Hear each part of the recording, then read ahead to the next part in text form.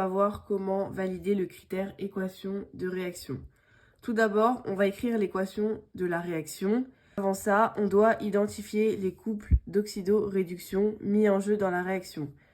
Donc par exemple, si on a I2 et l'ion iodure et le peroxyde d'hydrogène H2O2 et H2O, on commence par écrire les demi-équations d'oxydoréduction.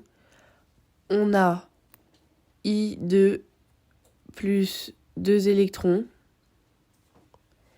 égale à I moins, et on équilibre en mettant un 2. On a bien 2I d'un côté et 2I de l'autre. H2O2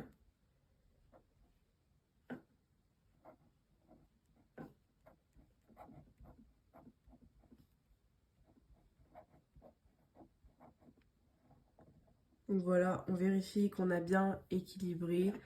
On a bien 4H ici, 2 plus 2H, et on a bien 2O et 2O ici. Une fois qu'on a les deux demi-équations, ici on voit qu'on a 2 électrons et ici 2 électrons, donc c'est équilibré. Donc on peut écrire l'équation de réaction.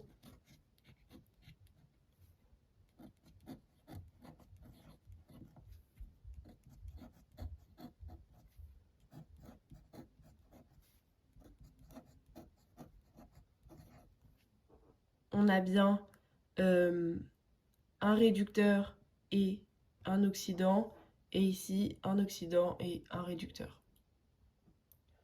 Ensuite, on va faire le tableau d'avancement de la réaction avec l'état initial et l'état final. À l'état initial, on note quantité de matière initiale de I-, c'est la concentration de I- fois le volume de I-, mais comme on n'a pas encore les valeurs, on note juste les notations. Pareil pour H2O2, ici H+ en excès. À l'état initial, les quantités de matière des réactifs sont égales à 0. Ensuite, à l'état final, ici on sait que la réaction elle va être totale. Donc XF est égal à Xmax. La quantité de matière de I2 à l'état final, c'est la quantité de matière initiale moins 2Xmax, car ici on a le coefficient stoichiométrique 2. La quantité de matière finale de H2O2, c'est la quantité de matière initiale moins Xmax. Ici, c'est toujours en excès. Ici, on a un coefficient stoichiométrique de 1, donc ça va être Xmax. Et ici, on a un coefficient stoichiométrique de 2, donc ça va être 2Xmax. Troisième étape, on va déterminer le réactif limitant. Ici, on a besoin des données. Donc, on a le volume de I- et sa concentration. On va donc calculer la quantité de matière initiale. Et ici, on a également les données de H2O2 avec le volume et sa concentration. On calcule également sa quantité de matière initiale. On va supposer que soit I- est le réactif limitant, soit H2O2 est le réactif limitant.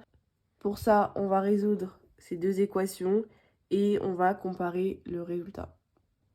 On a calculé la quantité de matière initiale, donc 2Xmax égale à 2,0 fois 10 puissance moins 3 mol.